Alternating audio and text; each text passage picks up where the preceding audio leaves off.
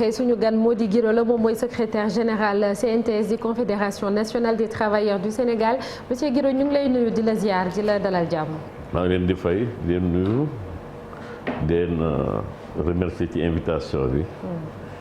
leen ñaan aussi ngeen nuyu ma borom kër gi le président Youssou Ndour fu ngeen ko gisee de ma part di nuyu ñi nga xam ne ñu ngi seetaan ñëpp.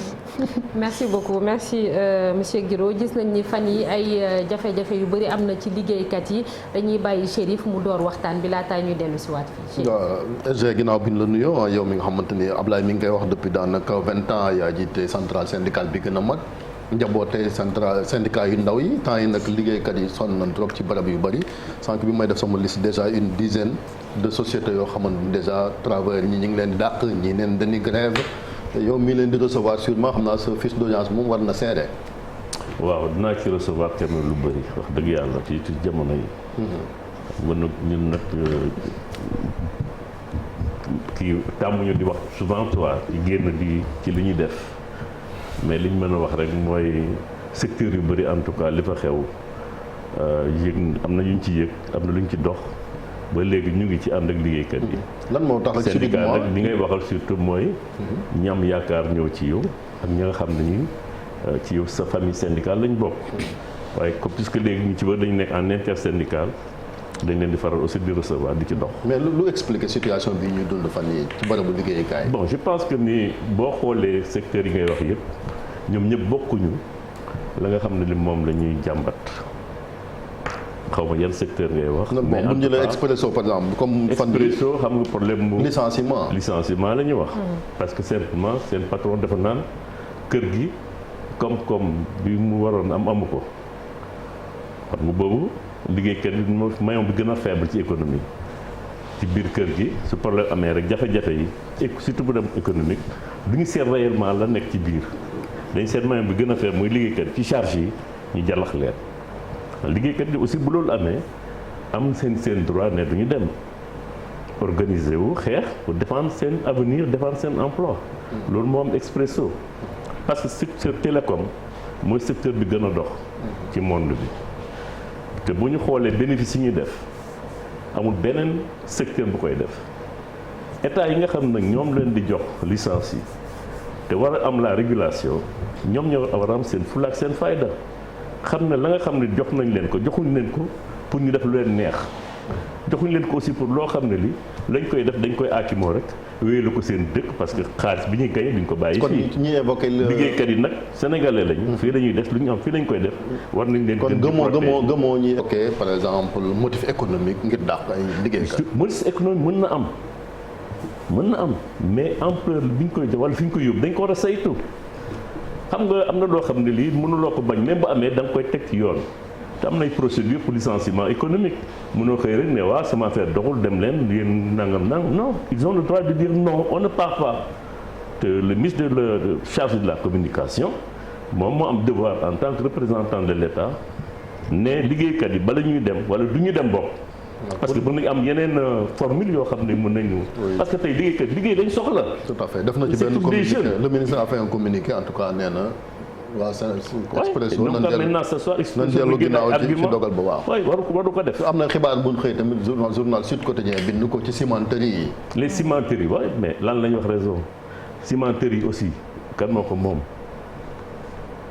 c'est des Sénégalais ce ne sont pas souvent des Sénégalais. Les investissements c'est des investissements étrangers. Je pense que nous avons la responsabilité en tant que travailleurs responsables syndicaux, État du Sénégal, administration du travail, à ce que l'État regarde mieux ce qui se passe dans ces entreprises-là. Sococim depuis 48 là, Dangote mi ngi ñëw, les cimenteries du Sahel, des gens qui ne respectent même pas quelquefois la législation sénégalaise, qui refusent le droit aux travailleurs eux-mêmes d'avoir des dirigeants syndicaux dans leurs entreprises. Qui interviennent et qui mettent l'accent la corruption et d'autres systèmes pour rester. Je pense que maintenant on a parlé de parce que mine xam nga secteur cimenterie comme aussi dañuy gas. am na inondation c'est des problèmes ponctuelles. Voilà. Et c'est des situations conjoncturelles. Ouais. mën na jouer loolu mën na permettre à une entreprise de dire écoutez on a des problèmes de production mën nañ def li mën a mais ça se discute avec les travailleurs ba consensus am mais mënoo ko imposer rek dem. mais monsieur Guiro lan moo tax jamono ji liggéeykat yi am sentiment ni amatuñu sécurité fi ñuy liggéeyee maanaam à tout moment mën nañoo xëy dàq leen te pourtant syndicat loolu mooy njëriñam dañuy dem ba yenn saa yi da ngay gis ay syndicalistes dañ leen di persécuter seen lieu de travail te pourtant loolu moo waroon nekk xaj na fu ñu mën a jafandu bu ñu amee ay jafe-jafe mën a défendre ak yelleefu liggéeykat yi mais actuellement ñenn ñi sax du ñuy bëgg a syndiquer ndax dañoo jàpp ni mën nañ cee ñàkk seen liggéey.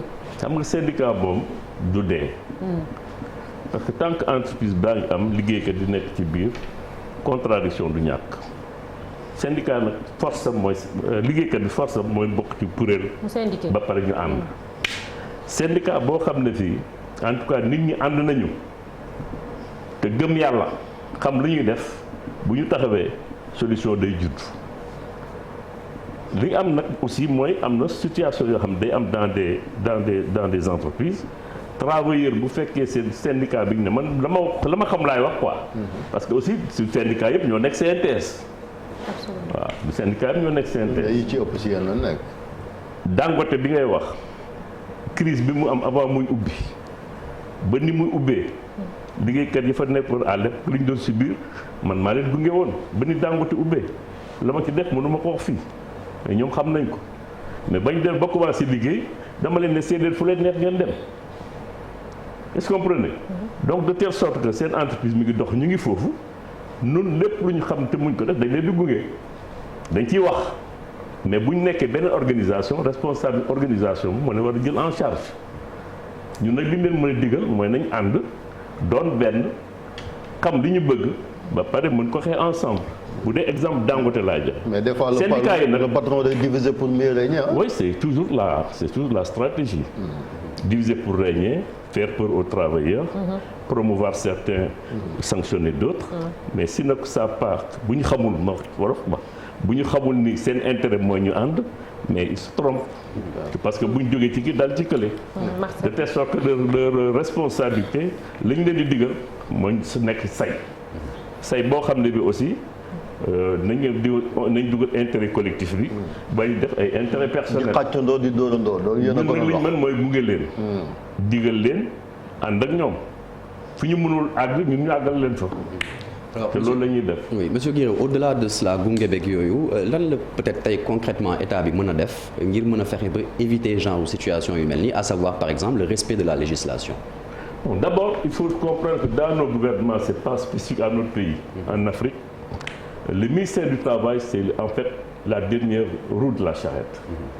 Et c'est souvent le ministère du Travail est mal doté. Le budget est très faible, les moyens ne suivent pas, les moyens humains. Parce qu'en amont, il faut prévenir. Et pour la prévention, il faut des contrôleurs, il faut des inspecteurs, il faut des moyens humains et matériels. Et cela, vraiment, dans nos pays, en Afrique surtout, c'est des situations extrêmement difficiles. C'est des déficits qu'on a à ce niveau. Alors que quand vous allez en Allemagne, vous allez en France, vous allez ailleurs, les ministères chargés du travail, c'est le social. Et c'est le social qui fait tomber les gouvernements. Partout en Europe. Si ça ne marche pas, la retraite, on n'y touche pas. Le social, c'est sacré. Vous comprenez? Soo amee rek suñ ko réglé wu rek problème day am. Donc il faut qu'on comprenne bien que le ministère du Travail a une responsabilité. Il faut le doter de moyens suffisants pour qu'il puisse intervenir en amont. Parce que le rôle n'est pas de régler des conflits, mais c'est de prévenir des conflits, de les régler et de faire un contrôle en amont. Si vous êtes dans des entreprises qui n'ont pas les moyens de le faire, comment peuvent-ils contrôler que les travailleurs sont dans de bonnes situations de travail? Est-ce que am na hygiène bu doy? Est-ce que environnement bi baax na?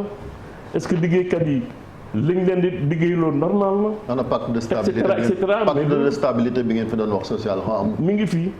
lu muy jëriñ parce que la deuxième conférence qu'on a organisée récemment organisation bi ñu def ak président bi conférence moo ko indi pacte de stabilité bi xam nga dans la responsabilité du syndicat c'est pas toujours d'aller en mouvement parce qu'on a besoin aussi d'assainir mais également de stabiliser l'environnement économique et social.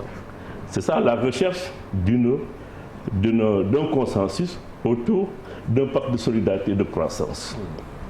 Notre philosophie, c'est qu'à l'époque, li ñu jàpp mooy quand un pays marche quand les gens travaillent ensemble sur la base ñu am ay consensus ne ak objectif de croissance c'est ça que tout le monde s'y mette qu'on essaie de minimiser les conflits mais sur arriver à ce niveau de résultat en retour l'État devrait penser ou bien les employeurs également à leurs travailleurs.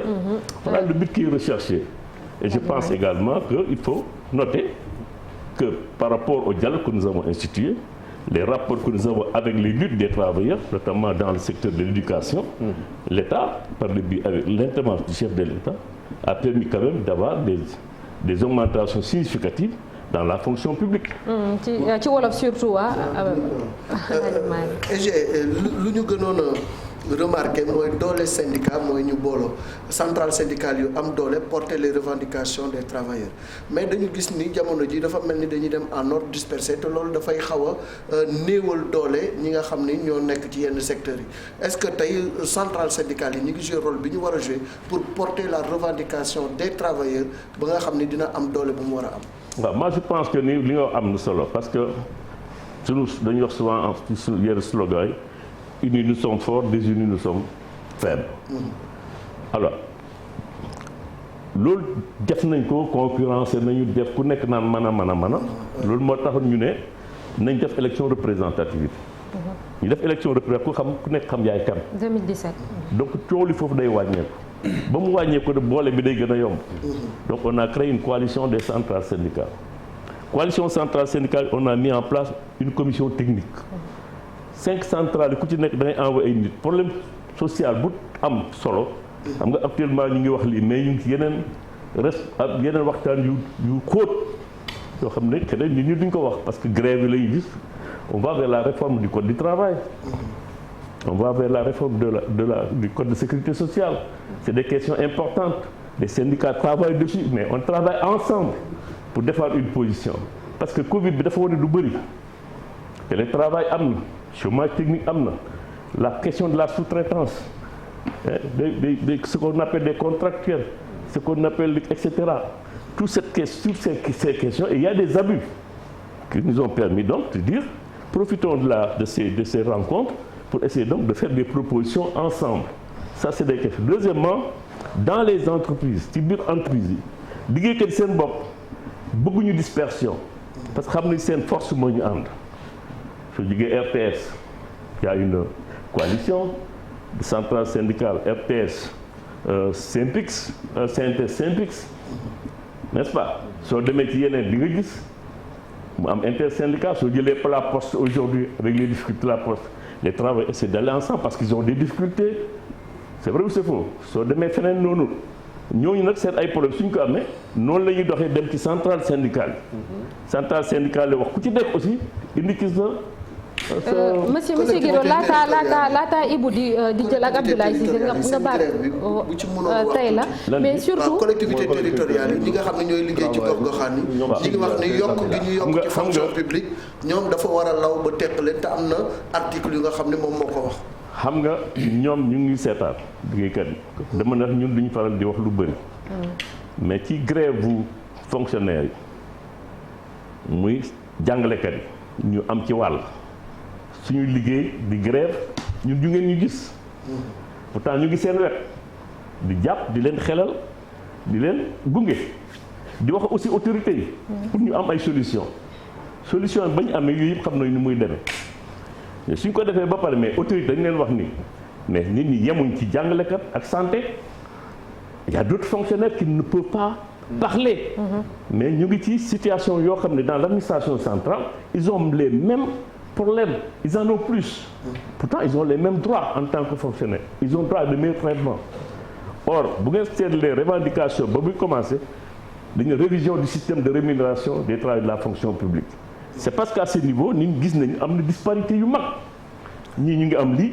ñeneen a ngi am lale corrigé wuñ ko totalement amul encore harmonie mais les gens essaient de réduire les distorsions yooyu nag moo tax ñooñu bañ leen yokkale ñu ne nañ seet président de la République en rapport avec le ministère des Finances ne nañ yokk ñi ci des ñu nekk ci administration bi mu jël ay mesures ne nañ yokk entre 300 et 80 000 francs plus de 300 000 à peut-être 80 000 francs pour la hiérarchie D. parce que li ma lay wax dama ci dox. xam naa mais du ma ci wax. su loolu amee mu am ñoo xam ne ñi également ñu ngi ci fonction publique mais ay contrat lañ yore je ne sais pas ndax yaa ngi may suivre. c'est ce qu'on appelle des gens qui sont dans la fonction publique qui travaillent pour la fonction publique et c'est ces gens qui disent et nous c'est pas seulement des gens des collectivités territoriales parce que d'habitude su ñu amee augmentation généralisée de salaire privé ou ailleurs dañuy def arrêté d'extension pour que ñu am ko ñu appliquer ko aux travailleurs des collectivités territoriales. Maintenant on a des réformes yu intervenir mooy la fonction publique locale. Dès l'instant qu'il y a une fonction publique ces travailleurs c'est de bonne ils ont raison en tant que travailleurs de poser leur problème ñun ñi nag nan ngeen ñu def ñu ngi xoox dañoo sonn yokkal ngeen ñëpp mais ñun nan la ñuy def donc c'est tout à fait normal organisé wu ñu yokkal leen yemul foofu am na ñeneen ñu nekk ci biir administration bi qui ont des contrats ministère du commerce ministère du commerce ministère même des finances mais je me fais une clarification que je partage si Mody Guiro a un contrat depuis plusieurs années un contrat pour lequel il donne un salaire supérieur à ses camarades de la fonction publique, fonctionnaires de la même hiérarchie avec lesquels il partage le travail. moom moo leen ëppoon salaire parce que contrat bi ñu ko defal bu ñu yokkalee ñu ci suuf pour ñu xaw a dabe tuuti te dabuñu la mënuloo boo nee léegi yokkalaat leen parce que yokkal nga ne ça devient un problème. voilà xam naa waxtu bi moo ñu xaw a waaw wax nga ko léegi. Comme quoi que la responsabilité du syndicat n'est pas toujours d'aller en mouvement gis nañ ne jamono ji dund bi cher na lu aju itam ci wàllu location sonal na askan bi ci loolu lan lañ mën a xaar ci syndicat rawatina kuréel bi nga xamante ne mooy CNTS bi nga jiite. syndicat yi moom li ñu koy xaar wax nañ ko. waxaat di wax te duñ nopp di ci wax les populations sénégalaises les gens sont fatigués. parce que poche bi mooy régler njëg yi c'est pas mal sunu li ñuy fayeeku moo ñuy permettre ñu am dund bu normal une vie décente mais su fekkee ne régler wuñ problème mu location bi nga xam ne 90% des travailleurs ou bien 100% des travailleurs sénégalais presque plus d'un tiers seen salaire ci location lay def. ndax am ngeen ci ay activités. non dañ koy ci la ñu dëkk. xam nga activité doo xam du tijjoo rek est-ce que comprenez ci la ñu dëkk. ni ma koy dénoncer fii lañ koy dénoncer fii di ko bind. parce que ay solution lay nit di fépp bu ngeen defee lii ñi nga man ñu ngi naan prix mais wàññi leen nañ seen solution parce que on a essayé de trouver des solutions sur la location s'il faut qu'on réduire location bi beaucoup de Sénégalais vont souffler. Parce que des mères de famille, des pères de famille, des veuves, des orphelins sont dans des situations dramatiques amuñu ko. C'est la solidarité qui permet de faire vivre. Ablaye Cissé. Est-ce qu'on peut pas voir dama ko waxoon fii di ko répété nañ def benn commission bu mag lokk borom kër yi nekk ci maanaam immobilier nekk ci travailleurs yi état bi et cetera ñu dem wër li xew ñu xam yeneen dëkk yi nu ñuy def. mais mënuñ bàyyi nit ñi à la liberté les prix sont très chers. oui. Ablaye Cissé dans une conjoncture extrêmement difficile. Et ça va se poursuivre. man dama nga lire ce matin des trucs yoo xam ne dañuy wane que affaire bi dana gën a metti ndax Covid bi ñëw na. fekk na crise 2008 bi sotteegul. guerre bi ñëw guerre bi Ukraine ñëw. denrée bi yëg ba pare rax ci dolli muy aussi que nos camarades commerçants doivent être des compatriotes engagés. ñu xam ne solidarité bi ñëpp a ko soxla. Et la spéculation n'a pas sa place dans ces moments. Et l'État devrait aussi réfléchir avec tout le monde am na kuy wax démb des jeunes xam nga dem naa ci benn dëkk retraités yi ñoom nañ jël organiser ñu jël leen comme des volontaires pour accompagner beaucoup de ces genres de choses.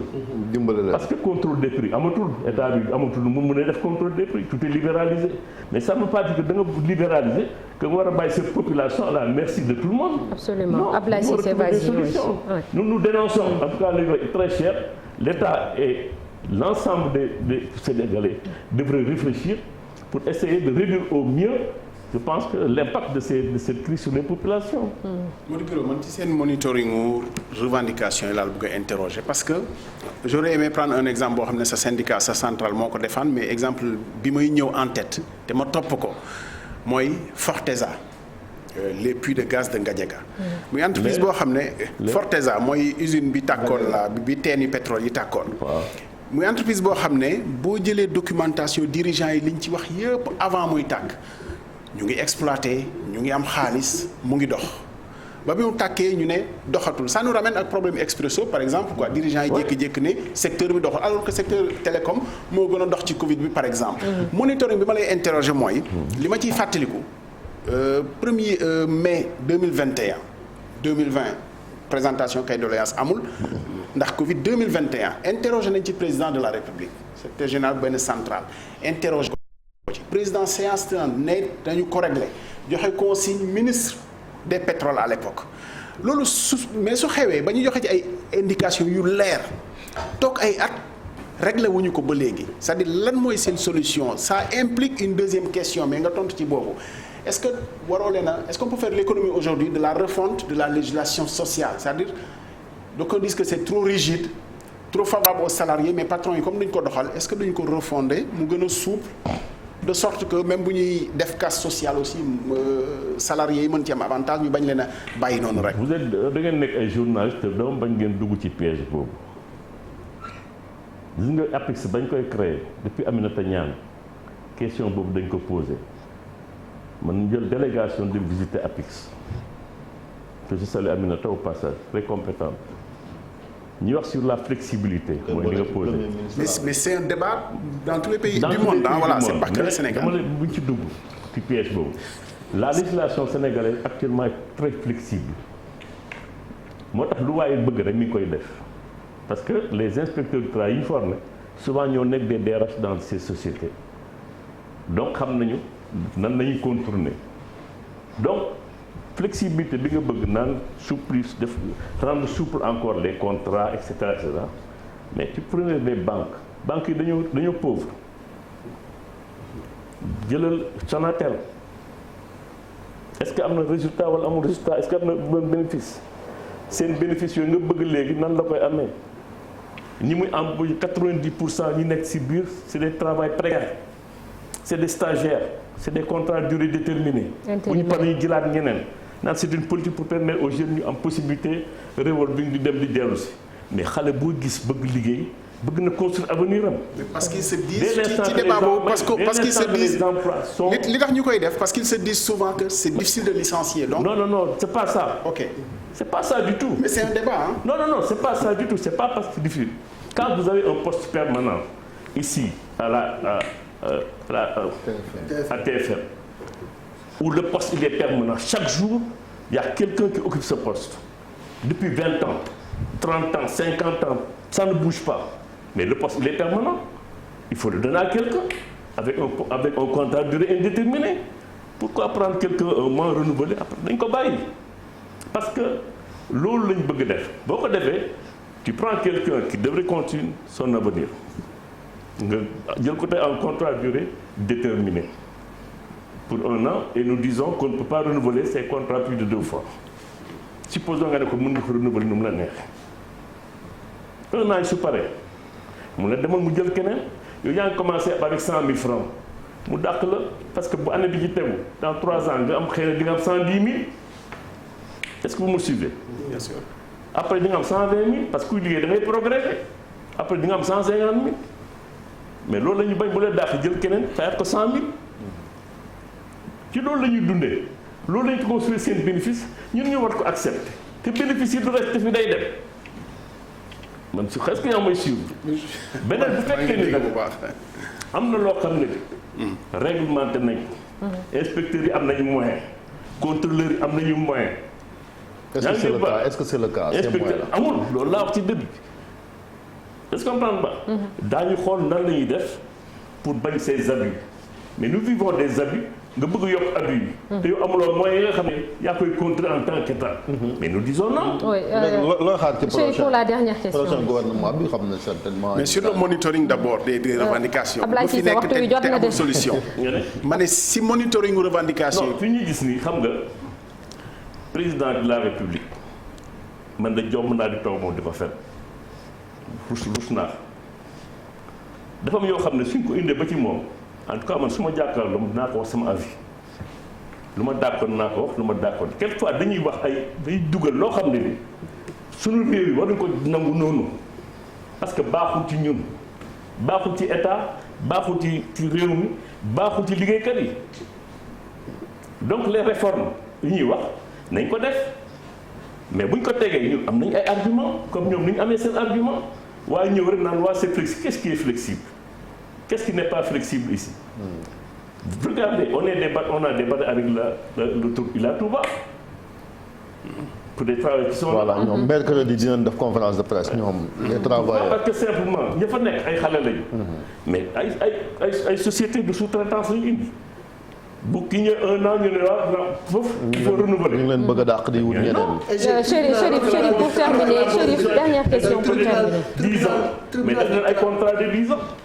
SG tribunal du travail en général travailleurs yu bëri dañuy am conflit ak seen employeur yóbbu foofu seen ay dossiers gagner procès mais pour l'exécution ça pose problème et il y a également des dossiers qui dorment là-bas depuis Mathusalem loolu aussi nan la ñu mun a def ba travailleur bi bu amee dëgg ci ki ko employé ñu mun ko appliquer quand même mu entrer dans ses droits. man je pense que ni daal vraiment loolu moom on est en phase. dañ ko dénoncer y a des dossiers qui durent plus de 30 ans. alors que c'est des problèmes sociaux. liggéeykat bi bu amee contentieux social ñu bëgg ko inspection du travail conciliation bi njëkk suñu sañoon ñu trouver solution. soo ko yóbbee tribunal du travail waroon nañ seet délai boo xam ne impérativement daañu liquider dossier bu demee appel impératif dans le mais loolu amul. donc dañ koy def comme pénal. comme leneen on report sur report renvoi sur renvoi et cetera et cetera et cetera finalement les gens décèdent même avant de voir le mais li ñu war a def foofu. Nous avons proposé et le patronat aussi wax nañ leen ko c'est de créer dans notre législation une médiation sociale maanaam su fekkee ni ñun am nañ seen patron ngi ñu am problème boobu ñu am bu ñu demee ba inspection du travail amuñ avant inspecteur di ko yóbbu fekk def nañ liste de médiateurs sociaux de renommée avec une très bonne moralité ñu xam ne impartial c'est des gens qui sont impartiaux qui connaissent le pays et qui peuvent dire le droit. ñu def liste boobu comme dem kii dem ba ku ñëw ñu est-ce que bëgg ngeen ñu nommer benn avocat benn médiateur social. n'est-ce pas ñu ne Thiandoum nga ne oui Thiandoum nous va bien. kon kay président war na ñu def ci liste daal ne décision bi Thiandoum c'est une décision. kon kay président war na la consulter ak expérience bi ngeen def comme naa daan may teg pression. combien d'années. Japon laa ko gis. oui dëgg la am na solo monsieur Guiro la dernière question rek pour pouvoir. laaj bi ma laaj rek mooy ñu ngi formation beneen gouvernement yaa ngi wax ne dañu war a am ministère du travail bu am doole est-ce que bu ñu laajoon ay profil yow tey war nga ko mën a dresse. xaaral bañ laaj ma ko. non baal ma laaj la ko. nga baax xam nga yow mënoo décider. bu fekk laaj ma ne moom sama xalaat. ku ma laajul. am nga ci xalaat. élection représentativité syndicale yeneen yi kañ la. expérience bi nga am ci yéen dogal ya. du consulter mais muy wax soo ko bëggee gis pour waxtaan moom mën naa ko def. waaw wax dëgg yàlla. prochaine élection représentativité syndicale yi kañ la woon yu mujj yi c'était en 2017. war nañ ko def ci mois bi lañ ci année bi. ci année bi décembre normalement. Inchallah merci beaucoup CNTS moo jëloon raw gàddu gi boobu mais bon avec un taux de participation de 28,50%. merci beaucoup jërëjëf Mody Guiro nekk secrétaire général CNTS sant la gërëm bu baax a baax. Abdourahmane Koïta danga may bàyyi man tamit comme maa ngi dem. ñaanal ko yàlla mu yërëm ko. C'était pour la fin chérie. pour la fin waaw comme man damay dem waaw man j'en profite quand même suñu benn